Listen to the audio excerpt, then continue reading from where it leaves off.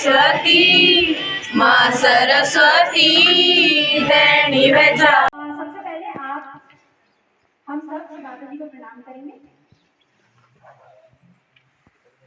और यहाँ पर हम अपने दिल से पूरी श्रद्धा से मन से वर्ष में है और हमारी संस्कृति इतनी अच्छी है कि हमें जागृत होने में ज़्यादा समय नहीं लगता। ठीक है, तो हम ये प्रोसेस करते हैं। इसको मैं ऐसा करती हूँ, इसको माइक को हटा देती हूँ। मेरी आवाज़ सुनाई दे रही है? अच्छा, हमारे साथ एक राजकीय इंटर कॉलेज पुजार गांव में प्रोग्राम हुआ था। वहां पर स्वर्ण जयंती थी, तो वहां पर पूरे स्टाफ ने, पूरे समुदाय ने और बच्चों ने जो है हमारे डॉक्टर सोनी जी, जिनका इतना बड़ा वो रहा स्कूल के प्रति, और हमारे यहाँ अगर मैं मीरा डोगरा समाचार एक्सप्रेस और टीरी गढ़वाल से समाचार एक्सप्रेस में आप सभी का स्वागत है। दोस्तों, मैं सकलाना के एक स्कूल में आई हूँ, जीआईसी मरोड़ा में आई हूँ। यहाँ पर जो है सहज योग की एक टीम आई थी, तो आइए जानते हैं सहज योग के बारे में। सबसे पहले मैम का परिचय जानना चाहूँगी। मैम, आपका नाम? नमस्कार, मेरा नाम डॉक्टर शची है और मैं देहरादून से आई हूँ। मैं अध्यापन के क्षेत्र से जुड़ी हूँ और विगत 20 वर्षों से मैं सहयोग कर रही हूँ। अभी तक मैम जो है कितने देशों में आपका ये कार्यक्रम चल रहा है? ये लगभग सहयोग 150 से ज़्यादा देशों में है और हम ऑनलाइन ऑफलाइन दोनों माध्यम से और हर तरह के संस्थानों में ये सहयोग का कार्यक्रम करते हैं। जी मैम, सबसे पहले जानना चाहूँगी सहज योग का अर्थ क्या है? देखिए, सहज योग जो है हमारे साथ ही, हमारे जन्म से ही हमारे अंदर एक शक्ति होती है, कुंडलिनी शक्ति, जो त्रिकोणाकार अस्थि में हमारे सैक्रम बोन, जो हमारी रीढ़ की हड्डी के सबसे नीचे स्थान होता है, वहाँ पर सोई हुई स्थिति में होती है। तो सहज योग में हम कुंडलिनी जागरण के माध्यम से वो शक्ति को सहस्त्रार चक्र तक पहुंचाते हैं।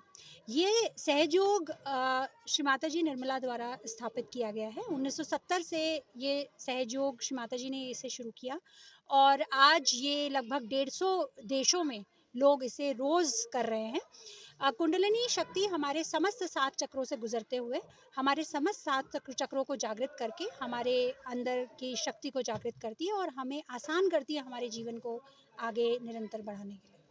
Thank you ma'am. अगला सवाल मैं सर से करना चाहूँगी। सबसे पहले सर आपका नाम? मेरा नाम सतीश बरसवाल है। मैं देहरादून का रहने वाला हूँ और पिछले 10-12 सालों से सहयोग में जुड़ा हुआ हूँ। मैंने 34 साल आर्मी में सर्विस की और उसके बाद में रिटायर होने के बाद सहयोग से जुड़ा हूँ। जी सर, मैं आपसे एक सवाल करना चाहूँगी कि अभी तक जो है उत्तराखंड में कितने ध्यान केंद्र है सहयोग में उत्तराखंड में 500 से ज़्यादा ध्यान केंद्र होंगे, उससे भी ज़्यादा होंगे, लेकिन 500 कम से कम 500 तो है ही। हर जगह जगह गाँवों में, क्षेत्रों में, हर शहरों में सहयोग के केंद्र खुल गए। उद्देश्य क्या है सर सहयोग का? सहयोग का मुख्य उद्देश्य है अपनी आत्मा को परमात्मा से मिलाना और सभी को प्यार से, बंधुत्व से रहने की एक शिक्षा देना है। जी sir, thank you sir.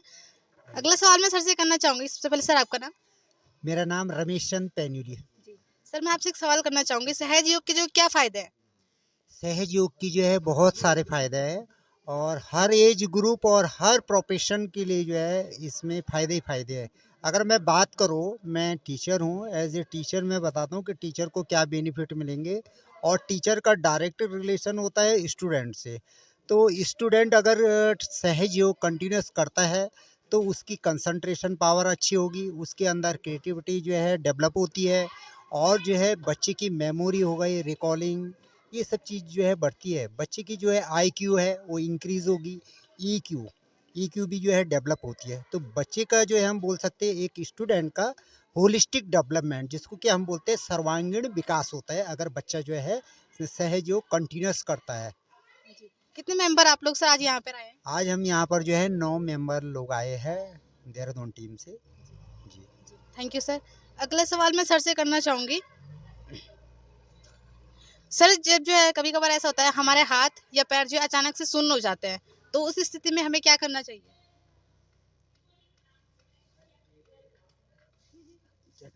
Ma'am आप बताएंगे। देखिए इसके कई सारे कुछ मेडिकल रीजंस भी हो सकते हैं, तो कोई हम इसका एक कोई मात्र कारण तो नहीं बता सकते, पर हाँ ये ज़रूर है कि जब हम ध्यान करते हैं और ध्यान के समय, क्योंकि जैसे कि अभी हमने जो ये वर्कशॉप ली थी उसमें भी हमने बताया कि ध्यान के समय हम जब हमारे चक्र जागृत होते हैं तो हमारी कुंडलिनी हमें संकेत देती है, हमारे जो समस्त जो हाथ की जो उंगलियां हैं 10 उंगलियां हैं उनके थ्रू वो हमें संकेत देती है। तो कई बार अगर हमें लगता है कि किसी उंगली विशेष में अगर हमें लग रहा है कि जो आप कह रहे हैं सुन्न हो गया है, तो उससे समझ आता है कि ये इस चक्र में बाधा है। मतलब हमारी कुंडलिनी शक्ति हमें बताती है, संकेत देती है कि इस चक्र में बाधा है, इस चक्र पे काम करने की ज़रूरत है। और उसके कई सारे माध्यम हैं, कुछ मंत्र भी हम बताते हैं, कुछ ट्रीटमेंट्स भी हैं, तो इस तरह से हम उसको ठीक कर सकते हैं। कई बार मैम ऐसा होता है हमारे हाथ के जो हथेली अंगूठे का जो ये वाला हिस्सा पार्ट होता है, यहाँ पे जो अचानक से दर्द होता है, तो वो किस कारण से होता है? फिर वही है कि बहुत सारे उसमें मेडिकल रीज़न भी हो सकते हैं। हो सकता है किसी की हाथ की जो अंगूठा है उसका हड्डी में कोई प्रॉब्लम हो, तो उसको हम अगर उस तरह से देखें तो वो कई सारे रीज़न्स हो सकते हैं। तो वो मेडिकल रीज़न के बहुत सारे एस्पेक्ट्स हो सकते हैं, उस पर हम चर्चा नहीं करेंगे क्योंकि वो एक अलग साइंटिफिक तरीके की बात है, वो एक स्पेशलिस्ट बता पाएगा। पर हाँ, उसका फिर मैं वही कहूँगी कि जैसे कि हम कहते हैं अंगूठा, अगर हम चक्रों के पर्सपेक्टिव से देखें तो चक्र जो अंगूठा होता है वो एक स्वादिष्ठान चक्र को बताता है। तो हमारा राइट हैंड का जो अंगूठा है वो राइट स्वादिष्ठान को बताता है, और हमारा लेफ्ट हैंड का अंगूठा हमारे लेफ्ट स्वादिष्ठान को बताता है। तो जैसे कि हमने इस पूरी परिचर्चा में, इस पूरे वर्कशॉप में बताया कि 7 चक्र होते हैं और इस तरह से हमारे अलग अलग चक्र अलग अलग उंगलियों को बताते हैं। Thank you ma'am. सर आपका नाम जानना चाहूँगी। मेरा नाम पान सिंह पाल है। मैं देहरादून से आया हूँ। और एक सवाल सर करना चाहूँगी कि जो लोग जो है धूम्रपान करते हैं, नशे के लिए सहज योग दोनों हाथों को श्री माता जी की ओर करके शुद्ध इच्छा से प्रार्थना करते हैं श्री माता जी से, हमारे अंदर जो भी बुराइयां हैं जिनको हम छोड़ नहीं पा रहे हैं, किसी भी प्रकार की, कोई धूम्रपान है, नशा है, कुछ भी है, वो सब अपने आप दूर हो जाएंगे।